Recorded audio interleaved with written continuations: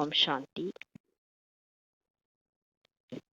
22/1/2025 காலை முரளி. ஓம் சாந்தி. பாப்தாதா மதுபன். சிவத்தந்தைய பிரம்மா தந்தையோட உடல் அவதரிச்சு நமக்காக ஆசிரியராகி பாடம் எடுக்க வந்திருக்கிறாரு. நம்மளாம் இறை மாணவர்கள் மிக கவனமா ஆத்மா அபிமானி நிலையிலேருந்து இந்த ஞான முரளியை நம்ம கேட்கலாம். பாபா சொல்றாங்க, இனிமையான குழந்தைகளே, இது ஆரம்பம் முடிவு மற்ற உருவாக்கப்பட்ட நாடகம். இது மிகவும் நன்றாக உருவாக்கப்பட்டுள்ளது. இதனுடைய முதல் இடை கடைசியை நீங்கள் நல்ல விதமாக அறிவீர்கள். பாபா சொல்றாரு, இப்போ நம்ம நடிச்சிட்டு இருக்கோம்ல, நம்ம வாழ்க்கையே இதெல்லாமே ஒரு நாடகம். இது ஆரம்பம் முடிவும் கிடையாதுன்றாரு. இது உருவாக்கப்பட்டிருக்கு. இது கல்பமா 5000 வருஷத்துக்கு ஒரு தடவை இப்படிதான் நடக்குது இந்த டிராமா. இது நல்லாவே உருவாக்கப்பட்டிருக்குதுன்றாரு. எது நடக்குதோ அது எல்லாமே கரெக்டுன்றாரு. இதோடைய முதல் இடை கடைசியே நீங்கள் தான் எல்லாமே கரெக்டாக நல்ல விதமாக தெரிஞ்சிருக்கீங்கன்றாரு. நமக்கு தான் தெரியும் சொர்க்கம் இருந்தது, அதுக்கப்புறம் திரேதாயுகமாக மாறிச்சு, அப்புறம் துவாபர யுகமாக மாறி இப்போ கலியுகமாக மாறிடுது. ஆத்மாக்கள் சதோரஜோ தமோ நிலை கடக்க அந்த யுகமும் மாறுது. இப்போ நம்ம கடைசியில் இருக்கிறோம். இப்போ சங்கம யுகத்தில் நம்ம வந்துட்டோம். பாபா பிரம்மா பாபா உடலில் நம்மளை சங்கம யுகத்தில் கொண்டு வந்து விட்டுட்டாரு. இப்போ நம்ம சிரேஷ்டமாக மாறுற யுகமாக மாறிட்டு இருக்கிறோம். இது நமக்கு தான் தெரியும், உலகத்தாருக்கு யாருக்கும் தெரியாது. கேள்வி: எந்த கவர்ச்சியின் ஆதாரத்தில் அனைத்து ஆத்மாக்களும் உங்களிடம் ஈர்க்கப்பட்டு வருவார்கள்? பாபா கேட்குறாங்க, எந்த ஒரு கவர்ச்சி ஆதாரத்தில் நம்ம பக்கம் எல்லாரும் வருவாங்க, போக போக எல்லாரும் நம்ம பக்கம் வருவாங்க. பதில்: தூய்மை மற்றும் யோகத்தின் கவர்ச்சியின் ஆதாரத்தில் தான் சொல்லிட்டார். நம்ம தூய்மையாக இருக்கணும், என்ன சொல் செயல தூய்மையாக இருக்கணும். பாபா நினைவு அடிக்கடி பாபாவே நினச்சிட்டு இருந்தோன்னா எப்படி இருக்கும்? நம்ம பாப்சமா ஆக அவருடைய குணங்கள் சக்திகள்லாம் நம்மக்கிட்ட வர எல்லாரும் நம்மளை நோக்கி வருவாங்கன்றாரு. ஆனால் முக்கியமாக தூய்மையும் யோகமும் இருக்கணுன்றாரு. இந்த ரெண்டு இருக்கும் போது தான் எல்லாரும் நம்ம பக்கம் வருவாங்க. இதன் மூலமே உங்களின் விருத்தி வளர்ச்சி ஏற்பட்டு கொண்டே போகும். இந்த தூய்மையும் யோகாவும் இருக்க உங்களுடைய வளர்ச்சி பிகேஸ் இப்போ கம்மியாக தானே இருக்காங்க. இப்போ கொஞ்சம் நிறைய பேர் வந்துட்டாங்க, இன்னும் அதிகமாக வந்துருவாங்கன்னு சொல்கிறாரு.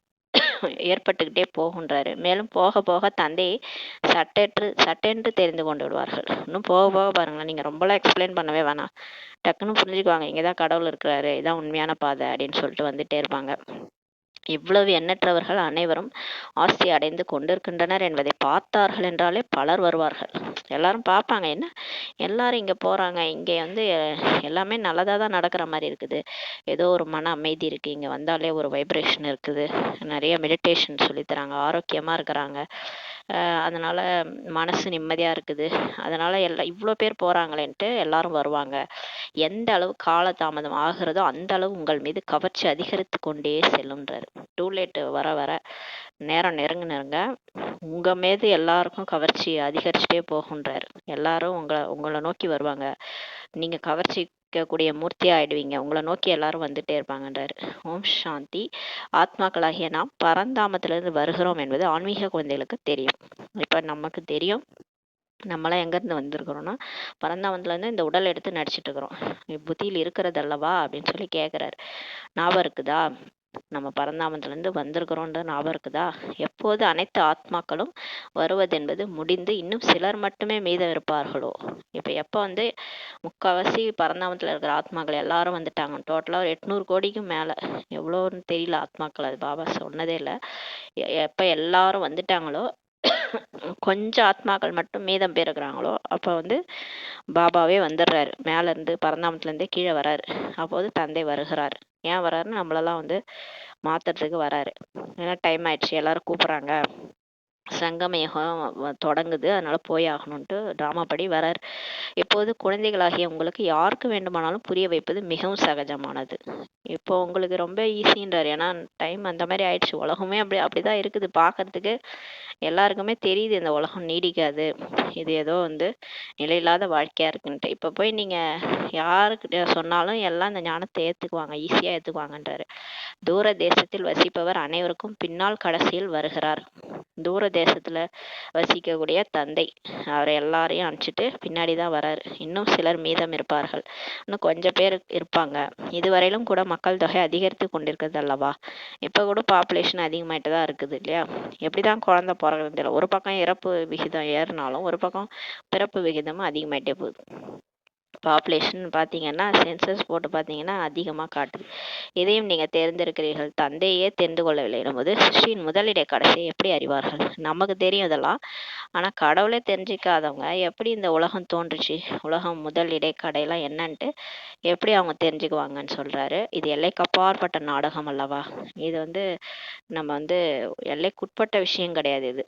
அதாவது இப்போ ஏதாவது நம்ம பார்க்குறோம், இந்த ஹிஸ்ட்ரி ஜியாகிரஃபி எல்லாம் பார்க்குறோம், இப்போ அமெரிக்கா இதெல்லாம் எல்லாமே தெரியுது எல்லா நாடும். ஆனால் இது யுக யுகமாக போன கல்பத்தில் என்ன நடந்தது இதெல்லாம் நமக்கு தெரியாது. அதான் இதெல்லாம் எல்லைக்கப்பாற்பட்ட ஒரு நாடகம்னு சொல்லி பாபா சொல்கிறாரு. அது அவருக்கு தான், கடவுளுக்கு தான் தெரியும் அந்த ட்ராமாவில் என்னென்ன நடக்குது, ஒரு 100 வருஷம் முன்னாடி என்ன நடந்தது, ஒரு 1000 வருஷத்துக்கு முன்னாடி என்ன நடந்தது, இதெல்லாம் நமக்கு தெரியாது. ஏன்னா நம்ம உடல் மாற்றி மாற்றி வேற வேற உடல் நடிச்சு நம்ம கடைசி அந்த உடல்ல இருக்கும். ஆனால் கடவுளுக்கு எல்லாமே தெரியும். எனவே நாடகத்தின் நடிகர்களையும் தெரிந்திருக்க வேண்டும் சொல்றாரு.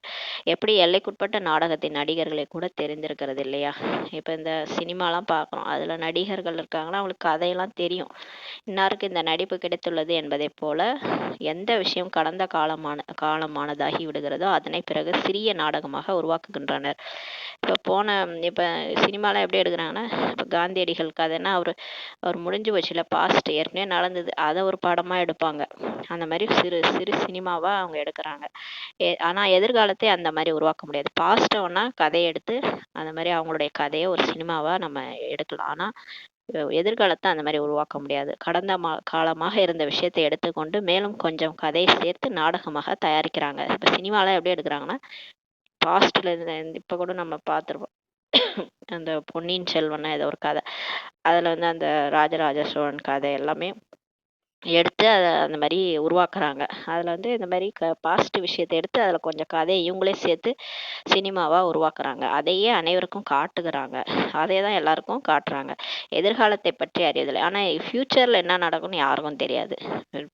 பாஸ்ட்ல என்ன நடந்தது அதெல்லாம் படம் எடுக்கிறாங்க சொல்றாங்க, ஆனால் இனிமே என்ன நடக்க போகுதுன்னு யாருக்கும் தெரியாது. இப்போது நீங்கள் புரிந்திருக்கிறீர்கள், தந்தை வந்திருக்கிறார், ஸ்தாபனையாகி கொண்டிருக்கிறது, நாம் ஆசையை பெற்று கொண்டிருக்கிறோம். ஆனால் நமக்கு தான் ஃபியூச்சர் என்ன நடக்க போகுதுன்னு தெரியும். பாபா சொல்லிட்டார் இல்லையா, அவர் வந்துட்டாரு, ஸ்தாபனை பண்ணிட்டு இருக்கிறாரு, சொர்க்கத்துக்கு நம்ம போக போகிறோம், அடைஞ்சிட்டு இருக்கிறோன்றது இப்போ நமக்கு தான் தெரியும். யாரெல்லாம் வந்தபடி இருக்கின்றனரோ அவர்களுக்கு நாம் வழி காட்டுகிறோம். நம்ம எல்லாரும் இப்போ வராங்க இல்லையா பிகேஸ், அவங்களுக்கெல்லாம் நம்ம வழிகாட்டுறோம். தேவி தேவதா பதவி அடைவதற்காக இப்போ நம்ம வழிகாட்டுறோம். இந்த தேவதைகள் இவ்வளவு உயர்வானவர்களாக எப்படி ஆனார்கள் இது கூட யாருக்கும் தெரியாது. இந்த லட்சுமி நாராயணன் ஏன் இவங்களுக்கு இவ்வளோ கோயில் கட்டி வச்சிருக்காங்க, இவ்வளோ பூஜை நடக்குது, அதுவும் நித்திய கால பூஜைன்னு ஒரு டைம் எழுப்பி விடுறதுக்கு ஒரு பாட்டு பாடிய ஒரு பூஜையே, அப்புறம் அபிஷேகம் பண்றது, மலர் அலங்காரம் பண்றது, ஏன் அவங்க என்ன செஞ்சுட்டு போனாங்க, ஏன் அவங்களுக்கு இப்பேற்பட்ட ஒரு பதவி? ஆனா இது கூட யாருக்கும் தெரியாது. உண்மையில் ஆதி சனாதனம் என்பது தேவி தேவதா தர்மம் தான் ஆகும். இந்த ஆதி சனாதனன்றதே அந்த உண்மையில அது தர்மம் பேரே தேவி தேவதா தர்மம் தான். அது ஆதியிலே தோன்றிய தர்மம். அது தமது தர்மத்தை மறந்து விட்டதால் எங்களுக்கு எல்லா தர்மமும் ஒன்றுதான்ட்டு சொல்லி விடுறாங்க. இப்ப இந்து தர்மத்துல அவங்க பேரே தெரியல, நம்மளுடைய உண்மையான பேர் என்ன, தர்மத்தோட பேர் என்னன்னு தெரியல. அவங்க தர்மத்தை அவங்க மறந்துட்டதுனால எங்களுக்கு எல்லாம் ஒண்ணுன்னு சொல்லிடுறாங்க. இந்து பொறுத்த வரைக்கும், இந்து முஸ்லீம் அவங்க பார்த்தீங்கன்னா கிறிஸ்மஸ் கொண்டாடுவாங்க, எல்லாத்தையும் கொண்டாடுவாங்க. யாருமே அந்த பாகுபாடே இருக்காது. இந்து தர்மத்தை பொறுத்த வரைக்கும் எல்லாம் ஒன்று அப்படின்னு சொல்லிட்டு இருப்பாங்க. கடவுள் ஒன்று, எல்லாரும் ஒன்று அப்படின்னு தான் சொல்லுவாங்க. பாபா நம்மை படிப்பிக்கின்றார் என்பதை இப்போது குழந்தைகளாகிய நீங்கள் அறிவீர்கள். இப்போ நமக்கு தெரியும், கடவுளே நமக்கு பாடம் எடுத்துட்டு இருக்கிறாரு. தந்தையின் வழிபடிதான் சித்திரங்கள் முதலானவை உருவாக்கப்படுகின்றன. இப்போ பாபா சொல்ற வழிபடி தான் இந்த ஏணிப்படி, கல்பவருட்ச மரம் இதெல்லாம் திருஷ்டியில மூலமா பார்த்து தாதிகள் டிரான்ஸ்ல போய் பார்த்து தான் அந்த படங்களெல்லாம் அவர் சொல்லி தான், சிவபாபா சொல்லி தான் தெரியும். வேற யாரும், பிரம்ம பாபாவுக்கு தெரியுமா இல்லை வேற தாதி தீதிகள் தெரியுமா? அவங்களாம் நம்மள மாதிரி தான், அவங்களுக்கும் ஒன்றும் தெரியாது. சிவபாபா தான் டிரான்ஸ்ல அப்படி காட்சி காமிச்சு இந்த படத்தெல்லாம் உருவாக்குனாரு. அப்புறமா இங்கே கீழே இருக்கிறவங்க அதை வரைஞ்சாங்க. பாபா திவ்ய திருஷ்டியின் மூலம் படங்களை உருவாக்க வைத்து கொண்டிருந்தார். சிலர் பிறகு தமது புத்தியை பயன்படுத்தியும் உருவாக்குகின்றனர். சிலர் அதில் அவங்களோட புத்தியையும் பயன்படுத்தி உருவாக்கிடுறாங்கன்றாரு. குழந்தைகளுக்கும் இதையும் புரிய வைத்துள்ளார். நடிகர்களாக இருக்கின்றோம், ஆனால் படைப்பவர் இயக்குனர் முதலானவரை யாருக்கும் தெரியாது என்பதை கண்டிப்பாக எழுதுங்கள். பாபா சொல்றாரு, நமக்கு புரிய வச்சிருக்கிறாரு நம்மளாம் நடிகர்கள்ட்டு, ஆனா அந்த படைப்பவர் யாரு, இயக்குனர், இதெல்லாம் யாருக்குமே தெரியாது அப்படின்னு எழுதுங்கன்றாரு. ஏன்னா நமக்கு உலகம் தெரியும். நம்ம வந்து ஷேக்ஸ்பியர் சொல்லியிருக்காரு, உலகமே ஒரு நாடக மேடை, நம்ம எல்லோரும் நடிகர்கள். நம்ம நடிகராக இருக்கிறோம், இந்த வேஷத்தை கலைப்போம், ஆனால் என்ன ஆகும்னு தெரியாது. ஆனால் இந்த உலகம் எப்படி தோன்றுச்சு, யார் இதை படைச்சாங்க, இந்த ட்ராமாவோட இயக்குனர் டைரக்டர் யார், இதெல்லாம் யாருக்குமே தெரியாது. தந்தை இப்போது புதிய தர்மத்தை ஸ்தாபனை செய்து கொண்டிருக்கிறார். இப்போ கடவுள் வந்து புது ஒரு தர்மத்தையே ஸ்தாபனை பண்ணிட்டு இருக்கிறார். ஆதி சனாதன தேவி தேவதா தர்மம் இருக்கிற தர்ம பேரே இது கிடையாது. இது புதுசா ஒரு தர்மத்தை ஸ்தாபனை பண்ணிட்டு இருக்காரு. பழையதுல இருந்து புதிய உலகம் இப்போது உருவாக வேண்டும் சொல்லி பாபா சொல்றாரு. இதுவும் இப்போது புத்தியில் இருக்கணும். இப்ப நமக்கு இது புத்தியில் இருக்கணும். இந்த பழைய உலகம் நீடிக்காது, இது முடிஞ்சு சொர்க்கம் வரும். பழைய உலகில் தான் தந்தை வந்து உங்களை பிராமணர்களாக ஆக்குகிறார். இந்த பழைய உலகத்துலதான் கடவுளே வரார், வந்து நம்மளை பிகேவா ஆக்குறாரு. அதனால தான் நம்ம ஒரு மாதிரியா வாழ்ந்துட்டோம். இப்போ பாபா வந்து அவருடைய வழிப்படி நம்ம நடக்கிறோம். பிகேவா ஆக்குறாரு நம்மளை. பிராமணர்கள் தான் பிறகு தேவதைகள் ஆகிறாங்க. ஆனால் யார் கடவுள் சொல்ற பேச்சு கேட்டு ஸ்ரீமத் படி நடக்கிறாங்களோ அவங்க தான் முழுமையான பிராமணன். அந்த முழுமையான பிராமணன் தான் ஃபரிஸ்தாவாகி பிறகு தேவதையா ஆகிறாங்கன்னு சொல்றாரு. யுக்தியை பாருங்கள் எவ்வளவு நன்றாக இருக்கிறது. இது அவர் பாபாவோட யுக்தி எவ்வளவு நல்லா இருக்குது. இது அனாதியாக உருவாக்கப்பட்ட நாடகம் தான் சொல்லி சொல்றாரு. இதெல்லாம் இது எல்லாமே வந்து ஏற்கனவே எல்லாமே அனாதியா உருவாக்கப்பட்டிருக்குன்றாரு. இது எப்ப தோன்றுச்சு அதெல்லாம் கிடையாது. அது அனாதியா வந்து உருவாக்கி இருக்குது. முதலும் இல்லை முடிவும் இல்லை. இதேதான் வந்து கல்பமா இதேதான் நடக்கும். நம்ம இதே நடிப்பை தான் திரும்ப திரும்ப நடிப்போம்.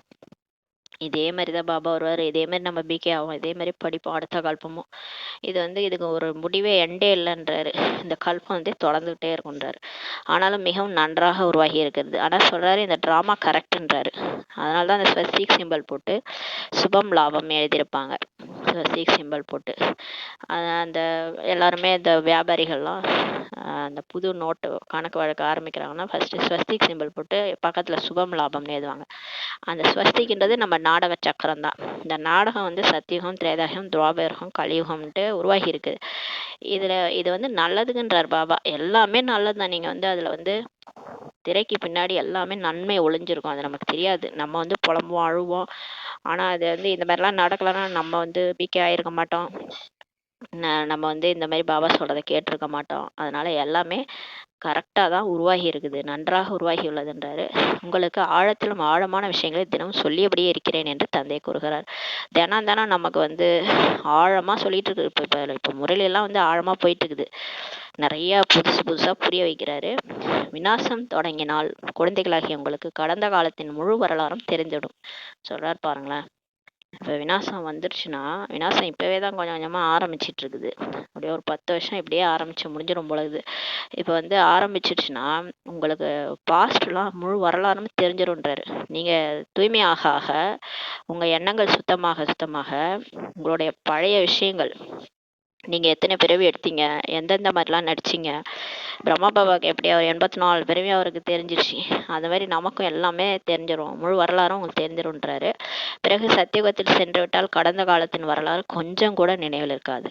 ஆனால் இந்த உடலை விட்டுட்டு நம்ம பரிசாவாகி போயிட்டோம், அங்கே போயிட்டு அப்புறம் சொர்க்கத்தில் போய் பிறந்துட்டோம்னா, சொர்க்கத்தில் தேவதை ஆயிட்டோம்னா நமக்கு என்ன நடந்தது, போன ஜென்மத்தில் நம்ம பிராமணனாக இருந்தோம், பிகேவாக இருந்தோம், அந்த மாதிரி பாபாட்ட படித்தோம், எதுவுமே ஞாபகம் இருக்காதுன்றாரு. எல்லாமே மறந்துடும்ன்றாரு. அதெல்லாம் அப்படியே ஃபுல்லாக மறைச்சிடும்ன்றாரு. கொஞ்சம் கூட நினைவு இருக்காது. எல்லாமே மர்ஜ் ஆகிடும். ஞானம் மர்ஜ் ஆகிடும். பாபா மர்ஜ் ஆகிடுவார். பாபான்னு ஒருத்தர் இருக்கிறாருன்னு கூட ஞாபகமே இருக்காது சொர்க்கத்தில். அப்படியே தேவதையாக நம்ம நடிக்க போனோடனே எல்லாமே மறந்துடும். நடைமுறையில் நடிப்பை நடித்தபடி இருப்பீர்கள். இப்போ நீங்கள் ப்ராக்டிக்கலாக உங்கள் வாழ்க்கையோடைய இந்த வாழ்க்கையை வந்து வாழ்ந்துக்கிட்டு நடிச்சிட்டு இருக்கிறீங்க. இப்போ கடந்த காலத்தை பற்றி யாருக்கு சொல்வோம்? இந்த லட்சுமி நாராயணுக்கு கடந்த காலத்தை பற்றி கொஞ்சமும் தெரியாதுன்னு சொல்லி சொல்றாரு. யாருக்குமே தெரியாது. லட்சுமி நாராயணருக்கு நமக்கே இப்போ தெரியாது. லட்சுமி நாராயணா ஆனவங்க அவங்க அதான் போன பிறையில் என்ன நடந்ததுன்னே அவங்களுக்கு தெரியாது, மறந்துடுவாங்க அவங்க தேவதையாக பிறந்தவனே. உங்களுடைய புத்தியில் கடந்த காலம், நிகழ்காலம், எதிர்காலம் என அனைத்தும் உள்ளது. ஆனால் இப்போ நமக்கு ஓரளவுக்கு தெரியும். நம்ம தேவதையாக இருந்தோம், அப்படியே நடிச்சு வந்து இப்போ இப்படி ஆயிட்டோம், எதிர்காலத்தில் திரும்ப தேவதை ஆகும், இதெல்லாம் நமக்கு தெரியும். எப்படி விநாசம் ஆகும், எப்படி ராஜ்யம் ஏற்படும், எப்படி மாளிகைகள் உருவாகும் என்பது போன்றவை எல்லாமே உங்களுக்கு இப்போ பாபா சொல்லிட்டாரு முரளியில். இதெல்லாம் இப்படி நடக்கும். விநாசம்லாம் இப்போ வந்து நம்ம ரெடி ஆகணும். நம்ம வந்து எல்லாரும் ரெடி ஆகி ராஜ்யம் உருவாயிடணும். ராஜ்யம் உருவாயிட்டு சன்னியாசிகள் மற்ற தர்மஸ்தாபகர் எல்லாருக்கும் ஞானம் போயிடும். எல்லாரும் ஒத்துக்குவாங்க. எல்லாருக்கும் ஞானம் போனோடனே விநாசம் வந்துடும். விநாசம் வந்தோடனே அதுக்கப்புறம் கிருஷ்ணர் வந்து பிறந்துருவார். கிருஷ்ணர் பிறந்த ஆரம்பித்த உடனே அதுக்கப்புறம் மாளிகைகள்லாம் தானாக உருவாக ஆரம்பிச்சிடும். எப்படி இப்போ வந்து பில்டிங்லாம் உருவாக்குறாங்க இல்லையா, ஒரு 6 மாதத்துல எல்லாத்தையும் ரெடி பண்ணி மாடி மேலே மாடி கட்டிடுறாங்க. அது மாதிரி தான் இந்த ஒரு அந்த அறிவை எடுத்துக்கிட்டு போவாங்க சயின்டிஸ்ட்லாம். அங்கேயும் வருவாங்க சொர்க்கத்தில். அப்படியே நிமிஷத்தில் முடிச்சிருவாங்க எல்லாம். அப்படியே அந்த தங்க மாளிகைகள்லாம் தங்க செங்கல்ல வச்சு உருவாக்கிடுவாங்க. கண்டிப்பாக உருவாகும் அல்லவா அப்படின்றாரு. கண்டிப்பாக எல்லாம் உருவாகும் தானே. இப்பயே ஒரு வீடு இருந்துச்சுன்னா இன்னொரு வீடு கட்டிடுறாங்க இல்லையா. என்ன அது ஒரு கஷ்டம், ஈஸியாக உருவாக்கிடுவாங்க. சொர்க்கம்லாம் ஈஸியாக வந்துடும். பார்த்துட்டு இருக்கும் போதே இந்த உலகம் சொர்க்கமாக மாறுன்றாரு. சொர்க்கத்தின் காட்சிகளே தனிப்பட்டவையாகும்னு சொல்கிறாரு. ஆனால் சொர்க்கத்தை காட்சிகள் சீன்லாம் பார்த்தீங்கன்னா ரொம்ப தனிப்பட்டவையாக இருக்குன்றாரு. பார்க்கவே அப்படியே கண்ணு குளிர்ச்சியாக இருக்கும். நடிப்பை எப்படி எப்படி நடித்தபடி இருப்பார்கள் என்பதெல்லாம் தெரிந்தபடி இருக்கும்னு சொல்கிறாரு. போக போக உங்களுக்கு எல்லாமே தெரியுன்றாரு. இது நோக்கமின்றி ரத்தம் சிந்தக்கூடிய விளையாட்டு, காரணமே இல்லாமல் நஷ்டம் ஏற்பட்டு கொண்டிருக்கிறது அல்லவா. ஆனால் இங்கே பார்த்தீங்கன்னா இப்போ வந்து கலியுக இறுதியில் எந்த நோக்கமும் இல்லாமல் ரத்தம் சிந்துறாங்கன்றாரு. திடீர்னு குண்டை போட்டுறாங்க, திடீர்னு நிலநடுக்கம் வந்தது, எதான் நடக்குதுன்னே தெரியல. காரணமே இல்லாமல் நஷ்டம் ஏற்பட்டுறதுன்றாரு. நிலநடுக்கம் ஏற்படுகிறது, எவ்வளவு நஷ்டம் ஏற்படுகிறது. நிலநடுக்கம் வந்துருச்சுன்னா அந்த இடம் ஃபுல்லாக காலியாயிடுது. வீடெல்லாம் இடிஞ்சு விழுந்து வாழ்வாதாரமே போயிடுது. இவ்வளோ நஷ்டம்னு சொல்கிறார் பாபா. அணுகுண்டுகள் கூட வீசுகிறாங்க, ஆட்டம் பாம்பு கூட. அதெல்லாம் தேவையற்றது அல்லவான்னு சொல்லி பாபாவே சொல்கிறார். எதுக்கு சரி, இயற்கையாக வருது நிலநடுக்கம், அது கூட சரி. இவங்களா வந்து தேவையில்லாமல் அணுகுண்டை வீசி கொள்றாங்க. இதெல்லாம் தேவையில்லைன்னு சொல்கிறார் பாபா. யாரும் எதுவும் செய்வதில்லை, இது எல்லாமே ட்ராமா. விசால புத்தி உள்ளவர்கள் விநாசம் ஆகியிருந்தது என்பதை புரிந்து கொள்கின்றனர். விசால புத்தி இருக்கிறவங்க இந்த மாதிரி போன கல்பத்தில் விநாசம் ஏற்கனவே நடந்தது இல்லையா, அது மாதிரி இப்பயும் நடக்குதுன்ட்டு புரிஞ்சுக்கிறாங்க. கண்டிப்பாக அடிதடி நடந்தது. இது போன்ற விளையாட்டையும் உருவாக்குகின்றனர். அடிதடி கண்டிப்பாக நடந்துதான் பாபா சொல்றார். இதை புரிந்து கொள்ள முடியும். சில சமயம் சிலருக்கு புத்தியில் தோன்றும், நீங்கள் நடைமுறையில் இருக்கிறீர்கள். சில சமயம் சிலருக்கு இதெல்லாம் தோன்றுமா, ஏன் இப்படிலாம் நடக்குதுன்னு. ஆனால் நம்ம இப்போ ப்ராக்டிக்கலாக பார்த்துட்டு இருக்கிறோன்றாரு. நீங்கள் அந்த ராஜ்யத்தில் எஜமானனாகவும் ஆகிறீர்கள். நம்ம போய் சொர்க்கத்தில் எஜமானனாகவும் ஆகிறோம். இப்போது அந்த புதிய உலகத்திற்கு கண்டிப்பாக செல்ல வேண்டும் என்பதை நீங்கள் அறிவீர்கள். இப்போ நமக்கு தெரியும், நமக்கு இப்போ கடவுளே வந்து பாடம் எடுக்கிறாரு, நம்மளை மாற்றிட்டு இருக்கிறாரு. அதனால் நம்ம போவோம், நம்ம ராஜ்யத்தில் வருவோம். அங்கே புது உலகத்தில் கண்டிப்பாக நம்ம போகணுன்றது நமக்கு தெரியும். பிரம்மாவின் மூலமோ பிரம்மா குமாரிகள் மூலமோ பிராமணர் ஆகிறவர்கள் ஞானத்தை எடுக்கும்போது அங்கே வந்து விடுகின்றனர் சொல்லி பாபா சொல்றார்.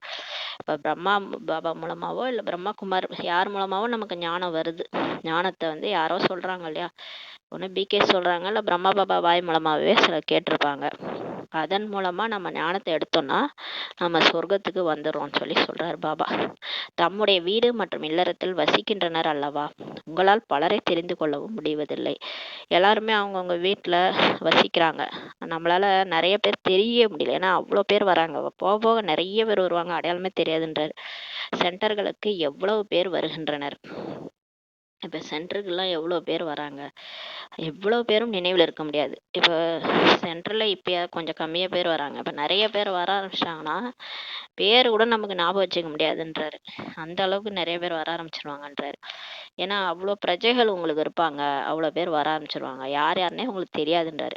எவ்வளோ பிராமணர்கள் இருக்கிறாங்க, வளர்ச்சி அடைந்தபடி எண்ணற்றவர்கள் ஆகியணும். இப்போ மதுபன் கூட நம்ம பார்க்கணும்ல, எவ்வளோ பேர் அந்த பாபா மீட்டுக்கே பார்த்தீங்கன்னா நமக்கு அவ்வளோ பேர் வராங்க. இதில் யாருன்னு ஞாபகம் வச்சுக்க முடியும். அதான் வந்து சொல்றார் பாபா, எவ்வளோ வளர்ச்சி அடைந்தபடி எண்ணற்றவர் ஆயிடுறாங்கன்றாரு. துல்லியமாக கணக்கு எடுக்க முடியாதுன்னே பாபா சொல்றாரு. இவ்வளோ பேருன்ட்டு துல்லியமாலாம் கணக்கு எடுக்க முடியாதுன்றாரு. துல்லியமாக தமது பிரஜைகள் எவ்வளவு பேர் என ராஜாவுக்கே தெரியாதுன்றாரு. பாருங்களேன், நம்ம வந்து இப்போ ஞானம் சொல்றோம், நம்ம சொல்றதை கேட்டு எத்தனை பேர் உருவாகி இருக்கிறாங்கன்னு நமக்கே தெரியாது. அந்த மாதிரிலாம் இருக்கும்னு சொல்றாரு பாபா. ராஜாவுக்கே தெரியாதுன்றாரு, அவ்வளோ பேர் வந்துருவாங்கன்றாரு. மக்கள் தொகை கணக்கும் எடுக்கின்றனர். இப்போ வந்து பாப்புலேஷன் வந்து கணக்கு எடுக்கிறாங்க, மக்கள் தொகை. ஆனாலும் வித்தியாசம் ஏற்படுகிறதுன்னு சொல்லி பாபா சொல்றாரு. பாப்புலேஷன் வந்து கணக்கு எடுக்கும் போது கரெக்டாக இருக்கிறது இல்லை. நம்ம பார்க்குறோம், ஆனா உண்மையிலே அவ்வளவுதான் மக்கள் தொகை இருக்கிறாங்கன்னா தெரியாது. ஏன்னா கணக்கு கரெக்டா எடுத்திருக்காங்களான்னு தெரியாது. அதுல கூட வித்தியாசம் வருதுன்றார் பாபா. இப்போது நீங்களும் மாணவர்கள், இவரும் மாணவர், பிரம்மா பாபாவும் ஸ்டூடெண்ட் தான், நம்மளும் ஸ்டூடெண்ட் தான். அனைத்து சகோதரர்களும் ஆத்மாக்களும் ஒரு தந்தையை இப்போது நினைவு செய்ய வேண்டும். இப்ப எல்லாருமே ஸ்டூடெண்ட், நம்ம எல்லாரும் ஆத்மாக்கள், நம்ம எல்லாரும் பாபா, இந்த பாபா தான் டீச்சர், நம்மலாம் ஸ்டூடெண்ட்டு, எல்லாரும் ஒரு பாபா தான் நினைவு செய்யணுன்றாரு. பாபா பாபா என்ற சொல் என சிறிய குழந்தைகளுக்கும் கற்றுத்தரப்படுகிறது. சின்ன குழந்தைகளுக்கு கூட அப்பா சொல்லு அப்பா சொல்லுன்னு சொல்றாங்கல்ல, அந்த மாதிரி நமக்கு தந்தையா வந்திருக்கிறவரை நம்ம பாபானா, ஹிந்தியில பாபானா அப்பா, அதான் பாபா பாபான்ற சொல் குழந்தைகள் கூட சொல்ல சொல்ல கற்றுக் கொடுக்கப்படுகிறதுன்றார். முன்னே செல்ல செல்ல தந்தையை சட்டென்று புரிந்து கொண்டு விடுவார்கள். இன்னும் போக போக பாருங்களேன், நீங்களாம் கடவுள் இவர்தான்ட்டு நீங்க சொல்ல ஒன்றும் தேவையில்ல, தானாவே கடவுள் இங்க இருக்கிறாருன்னு தெரிஞ்சுக்குவாங்களாம். சட்டென்று புரிஞ்சுக்குவாங்களாம் கடவுள் யாருன்ட்டு. அதையும் நீங்க பார்க்க போறீங்கன்றாரு. இவ்வளவு அளவற்றர்கள் அனைவரும் ஆசையை பெற்றுக் கொண்டிருக்கின்றனர் என்பதை பார்த்தார்கள் என்றால் பலர் வருவார்கள்.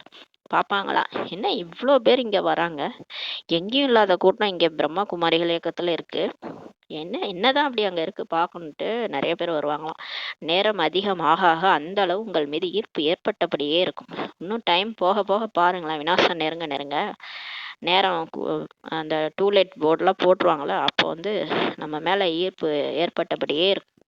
யாரெல்லாம் நல்லா முயற்சி பண்ணி நல்லா ஞானம் யோகம் எல்லாத்துலேயும் நிரம்பிட்டாங்கன்னா பாபா நினைவில் அவங்க ஈர்க்கப்பட்டபடியே இருப்பாங்க. அதான் சொல்றாரு, சிவசக்தி சொரூபமா மாறிடுவீங்கன்ட்டு. அப்ப கடைசியில நம்மளை நோக்கி எல்லாரும் வருவாங்க. தூய்மையிடும் போது ஈர்ப்பு ஏற்படுகிறது. நம்ம இந்த ஞானத்தை கேட்டு மனசு புத்தி உள்ளம் எல்லாமே தூய்மையாயிடுது இல்லையா. நம்ம மனசாலையும் தூய்மையாயிட்டு எல்லாரும் நல்லா இருக்கணும்னு நினைக்கிறோம். அப்படி நமக்கு எல்லாமே மாறிடுது இல்ல, நம்ம உள்ளுணர்வே மாத்திடுறாரு பாபா. டெய்லியும் நம்ம முரளியை படிச்சு நம்மளை மாத்திராரு. அந்த மாயா நடுவில் ஏதாவது பண்ணும், இருந்தாலும் பாபா நம்ம முரளி மூலமா நம்மளை மாத்திட்டே வர்றாரு. அப்ப ஃபுல்லா தூய்மை ஆகும் போது நம்மளை நோக்கி ஈர்ப்பு ஏற்படுதுன்றாரு. எந்த அளவு நினைவில் இருப்பீர்களோ அந்த அளவு ஈர்ப்பு ஏற்படும். ஆனா நீங்க பாபா நினைவுல இருக்கும்போது தான் உங்களை நோக்கி எல்லாரும் வருவாங்கன்றாரு. அந்த அளவுக்கு ஈர்ப்பு ஏற்படும். ஏன்னா யாரு அங்க கவர்ச்சி செய்யறது, பாபா. நம்ம நினைக்க நினைக்க நம்ம மூலமா பாபா தான் தெரியுறாரு இல்லையா, பாபா தான் இழுக்கிறாரு எல்லாரையும். அந்த காலத்துல அப்படிதான் பிரம்மா பாபா நோக்கி எல்லாரும் வந்திருக்கிறாங்க. ஏன்னா பிரம்மா பாபா இவரே நினைச்சுக்கிட்டே இருக்கிறாரு. சிவபாபா புரிஞ்சுக்கிட்டாரு, நான் யாரு, நான் ஆத்மா, சிவபாபா பரமாத்மான்னு புரிஞ்சுக்கிட்டனால அவரை நினைச்சிட்டே இருக்க அவரை நோக்கி எல்லாரும் வர ஆரம்பிச்சிட்டாங்க. இது கடைசியிலையும் நடக்கும்ன்றாரு. பிறரையும் நீங்க கவர்ந்து இருப்பீர்கள்ன்றாரு. அது மாதிரி நீங்க எல்லாரும் உங்களை நோக்கி வருவாங்கன்றாரு. தந்தையும் கவர்ந்து இருக்கிறார் அல்லவா, கடவுளே கவர்ந்து தானே இருக்கிறாரு. அவர் என்னது, அவரு அழகான மணமகன் இல்லையா அவரு. அவரை மட்டும் பிறந்து வந்திருந்தா அவரை யாருமே விட்டவே மாட்டாங்க. அந்த அளவுக்கு அவ்வளோ அழகா இருப்பாரு. அவர் அதனாலதான் பிறப்பு எடுக்கல அவரு. அந்த மாதிரி அவரை கவர்ந்து இருக்கிறாரு இல்லையா, அந்த மாதிரி அவரை நினைக்க நினைக்க நமக்கும் அந்த முகத்துல அந்த லட்சணம் வந்துடும். பாப் சமான் ஆகும்போது அவரை மாதிரியே நம்ம தெரியும். அப்ப எந்த அளவுக்கு நம்ம ஈர்ப்போம் பாருங்க. அப்ப எல்லாரும் நம்மளை நோக்கி வருவாங்க. மிகவும் வளர்ச்சி அடைந்தபடி இருப்பீர்கள். போக போக நிறைய பிகேஸ் ஆயிடுவீங்க. அதற்கான யுக்திகளும் உருவாக்கப்பட்டு கொண்டிருக்கின்றன. இப்ப பாபா அவரு எல்லாமே சூட்சமா பண்ணினுக்கிறாரு, நம்ம கையில எதுவுமே இல்லை. பிரம்மா பாபா அவ்வியக்தமாயிட்டாரு, அங்க இருந்துகிட்டே நிறைய சூட்சும சேவை பண்ணிட்டு இருக்கிறாரு. எல்லாரையும் இயக்குறதே அவரு தான். நம்ம பணிவா இருந்து சேவர் பாபான்ட்டு செஞ்சோம்னா எல்லா சேவையும் சக்சஸ் ஆயிடும்.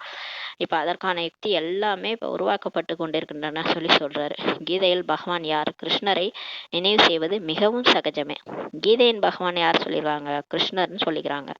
கிருஷ்ணரை ஏன் கஷ்டப்பட்டு நம்ம நினைக்க போறோம், அவரு மயிலிறக வச்சுட்டு ஒரு அழகான ஒரு உடலோட இருக்கிறார் இல்லையா, தேகதாரி தானே, அழகான தேகதாரி. அவரை நீங்க என்னை தெரிஞ்சுக்கிறவங்க தான் என்ன நினைப்பாங்கன்னு ஏன் சொல்லணும்.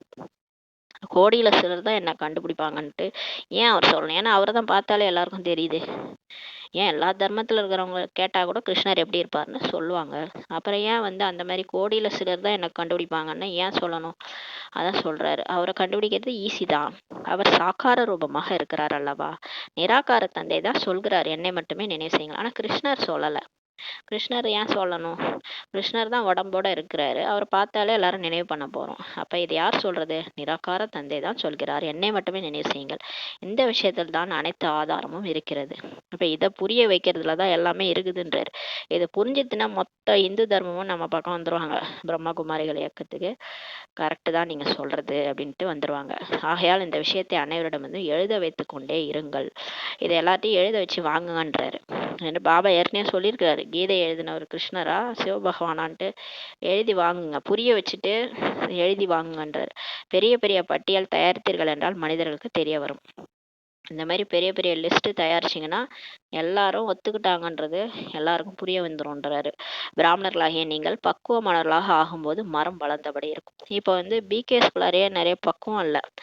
எல்லாருக்குள்ளாரையும் கருத்து மோதல், மாயா வந்து யாரையும் ஒத்துமையா இருக்க விட மாட்டேது. எல்லாரையும் பிரிக்கிறதுலே பார்த்துட்டு இருக்குது மாயா. அதனால இப்ப பக்குவம் இல்லை. அந்த பக்குவம் வரும்போது எல்லாரும் ஒருத்தர் ஒருத்தர் பணிவா எல்லாரும் ஒத்து போய் ஒற்றுமையா இருக்கும்போது இந்த மரம் வளர்ந்தபடி இருக்கும்னு சொல்லி சொல்றாரு. அதனால அப்பப்ப பாபா மரத்தை உழுக்குவாரு, அதுல போயிடுறாங்க. அந்த புயல் வீசுது, மாயா புயல் வீசும்போது நிறைய பேர் போயிடுறாங்க. நிலச்சி யார் இருக்கிறாங்களோ அவங்க தான் கடைசி வரைக்கும் இருப்பாங்க. அதனால நீங்க பக்குவமா ஆகும்போது, பக்குவமா ஆகுனாலே என்ன ஆயிடும்? அப்ப எல்லாரும் ஒற்றுமையா இருக்கும்போது மரம் வளர்ந்தபடி இருக்குன்றாரு. மாயின் புயல்கள் கூட இறுதி வரை வீசும். பாபா சொல்றார், கடைசி வரைக்கும் மரத்தை உலுக்கி தான் விட்டுட்டே இருப்பாரு. மரம் அப்படியே இருக்காது. ஏன்னா நிறைய பேர் வருவாங்க போவாங்க. ஏன்னா அந்த மாயாவோட புயல் வந்து வீசுது எல்லாருக்கும். கடைசி வரைக்கும் மாயா புயல் வீசுன்றாரு. மாயான்றது அந்த காமம், கோபம், பற்று, ஆசை, அகங்காரத்தினுடைய புயல். அது வந்து மனசுலயும் வரும், வெளியே இருந்து வரும். எல்லாத்தையும் சமாளிக்கணும் நம்ம. ஒருத்தவங்க மற்றவங்களோட நம்ம தனியா இருக்கும்போது பிரச்சனை இல்லை. ஒருத்தவங்க மற்றவங்களோட சேவை செய்யும் போது, சேர்ந்து சேவை செய்யும் போது கருத்து மோதல்கள் இதெல்லாம் வந்து அந்த மாயா வந்து நிறைய வரும். அதெல்லாம் அட்ஜஸ்ட் பண்ணி போகணும். அதுக்கு சக்தி வேணும். அந்த பலகீனங்கள்லாம் அழியணும். அப்போ சக்தி நிரம்ப தான் பக்குவம் வரும். பக்குவம் வர வர எல்லாரும் நிறைய பேர் வர ஆரம்பிச்சிருவாங்க. வெற்றி அடைந்து விட்டால் பிறகு முயற்சி இருக்காதுன்னு சொல்லி பாபா சொல்றாரு. இப்போ நீங்கள் இறுதி வரைக்கும் மாயா வரும். ஆனால் மாயா வெற்றி அடைஞ்சிக்கிட்டுனா அதுக்கப்புறம் அவ்வளோதான், முயற்சி முடிஞ்சிருச்சுன்றாரு. தீவிரமாக முயற்சி பண்ணி மாயா வெற்றி அடைஞ்சிட்டிங்கன்னா அவ்வளோதான், வெற்றி மூர்த்தி ஆயிட்டீங்க. அதுக்கப்புறம் உங்களுக்கு மாயாவும் வராது, முயற்சியும் தேவையில்லைன்ட்டாரு. முயற்சி இருக்காது, மாயம் இருக்காது. நினைவில் தான் நிறைய பேர் தோல்வி அடைகின்றனர். ஆனால் எல்லாம் இப்போ நம்ம வந்து முரளிலாம் படிக்கிறோம், முரளிலாம் நல்லா தான் கேட்குறோம். ஆனால் பாபா நினைக்கிறதுல தான் தோல்வியை நிறைய பேர் அடையிறாங்க.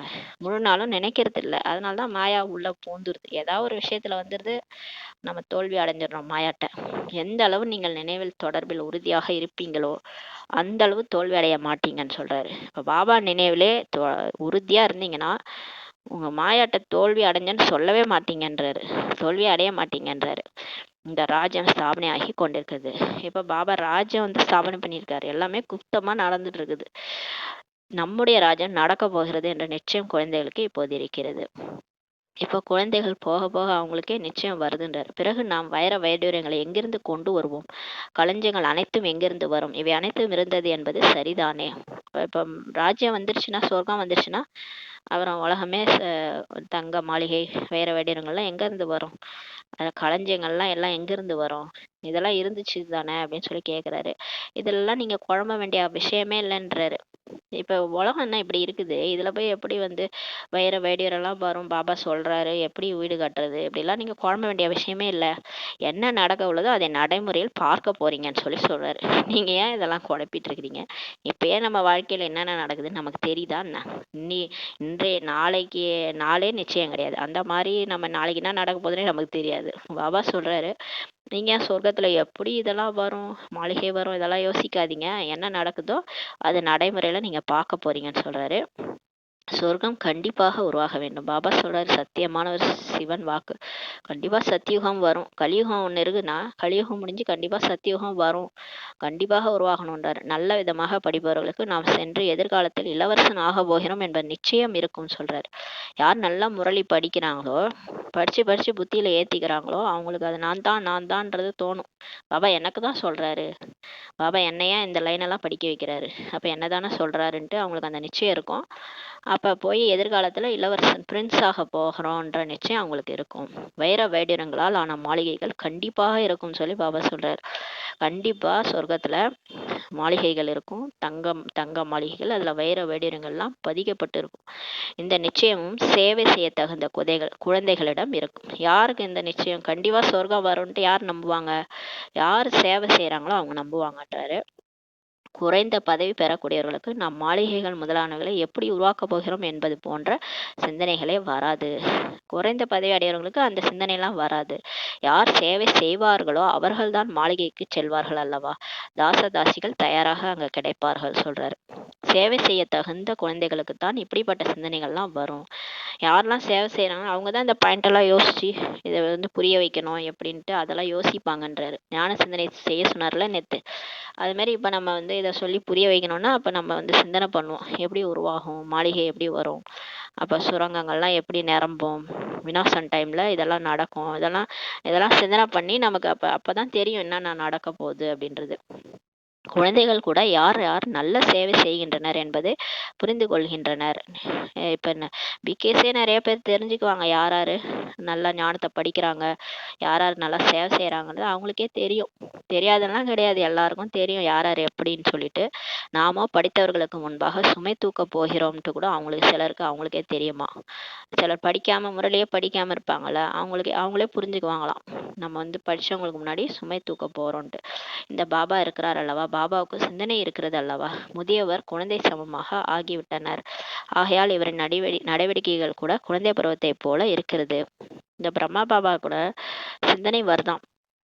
இப்போ வயசானவங்களாம் அந்த குழந்தைக்கு மாதிரி ஆயிடுறாங்கல்ல, அதனால அவங்க குழந்தை பருவத்தை மாதிரி ஆயிடுறாங்களா அவங்க நடவடிக்கையெல்லாம். பாபாவின் ஒரே நடவடிக்கை என்னன்னா, குழந்தைகளை படிப்பிப்பது, கற்பிப்பது. வெற்றி மாலையின் மணியாக வேண்டும் என்றால் முயற்சியும் நிறைய தேவைன்னு சொல்லி பாபா சொல்றாரு. ஆனால் இப்போ எல்லாரும் இந்த ஸ்ரீமத் படி நடப்பாங்கன்றது சொல்ல முடியாது இல்லையா. சிலரால் நடக்க முடியும், சிலரும் நடக்க முடியாது. ஆனால் பிரம்மா பாபாவுடைய ஒரே நடவடிக்கை என்ன பண்ணுவார்னா, அவர் படிக்க வைப்பாராம், கற்பிப்பாராம். வெற்றி மாலையில் அவங்கள மணியாக்கணுன்ற அந்த முயற்சி செய்ய நிறைய தேவைன்னு சொல்லி சொல்கிறாரு. மிகவும் இனிமையானவராக ஆக வேண்டும். இப்போ வெற்றி மாலையில் வரணும்னா நம்ம ரொம்ப ஸ்வீட்டாக இருக்கணும், ரொம்ப இனிமையாக ஆகணும், தேவதை மாதிரி ஆகணும். அப்போ தான் வெற்றி மாலையில் வர முடியும். பாபா நினைவு இருந்துக்கிட்டே இருக்கணும், ஸ்ரீமத் படி நடக்க வேண்டும். அப்போ தான் நம்ம சொல்கிறது மற்றவங்க கேட்பாங்கல்ல. எப்படி கேட்பாங்க? இனிமையானவராக ஆகணும், சக்திசாலியாகவும் இருக்கணும், இனிமையாகவும் இருக்கணும். அதாவது நம்மளை பார்த்தாலே அவங்களுக்கு பிடிக்கணும். அதுபடி நம்மளை ஏமாத்திடக்கூடாது யாரும். அதுக்கு நம்ம சக்திசாலியாக இருக்கணும். அன்பும் தேவை, சக்தியும் தேவைன்னு பாபா சொல்லியிருப்பார். இப்போ ஸ்ரீமத் படி நடக்க வேண்டும், அப்போது தான் உயர்ந்தவராக ஆவீர்கள். இப்போ நம்ம ஸ்ரீமத் படி தான் நடக்கணும். பாபா என்ன சொல்கிறாரோ அதான் கட்டளை. என்னெல்லாம் நமக்கு முரளியில் சொல்கிறாரோ அதை அப்படியே ஃபாலோ பண்ணணும். அப்போ தான் உங்களால் உயர்ந்தவராக ஆவீங்கன்றாரு. இது புரிந்து கொள்ள வேண்டிய விஷயம் அல்லவா. நான் சொல்பவற்றை யோசித்து தீர்மானிங்கள் என்று தந்தை சொல்கிறார். இப்போ பாபா நீங்களே யோசிங்க, நான் சொல்கிறது ரைட்டா இல்லை மற்றவங்க சொல்கிறது ரைட்டான்ட்டு நீங்களே யோசித்து தீர்மானிங்கள் சொல்லி பாபா சொல்கிறார். முன்னே செல்ல உங்களுக்கு காட்சிகள் கிடைத்தபடி இருக்கும். இப்போ இன்னும் போக போக பாருங்களேன், நீங்கள் தூய்மையாயிட்டே வருவீங்க, ஆத்மா தூய்மையாயிடும் பாபா நினைவில். அப்போ எதிரால் உள்ள காட்சிகள்லாம் ஆத்மாவில் கிடைக்க ஆரம்பிச்சிடும். மனக்கண்ணில் உங்களுக்கு எதிர வர அந்த சொர்க்கத்தினுடைய காட்சிகள்லாம் கிடைக்க ஆரம்பிச்சிடும். அருகாமையில் வரும்போது நினைவு வந்து கொண்டே இருக்கும். இன்னும் கிட்டக இந்த சொர்க்கம் வந்துருச்சுன்னா நமக்கு பாபா நினைவு வந்துக்கிட்டே இருக்கும், சொர்க்கமும் நினைவு வந்துகிட்டே இருக்கும். இப்போ நம்ம ஏதாவது ஒரு ஊருக்கு போகிறோன்னா, இப்போ ஊட்டிக்கு போகிறோம், எங்கேயா போகிறோம் அப்படின்னா நமக்கு கிட்டக அந்த வேனில் போயிட்டே இருக்கும்போதே இந்த ஊட்டி வந்துருச்சு. மலை மேலே ஏறிட்டு இருப்போம். அப்போ ஊட்டி வந்துருச்சுன்னா அது தெரியும் இல்லையா, வந்துருச்சு, அந்த காட்சிகள்லாம் தெரிய ஆரம்பிக்கும். அந்த மாதிரி கிட்டக நெருங்க நம்மளோட வாழ்க்கையை அப்படியே கொஞ்சம் நெருங்க போகுதுன்னு நினச்சிக்கோங்களேன்.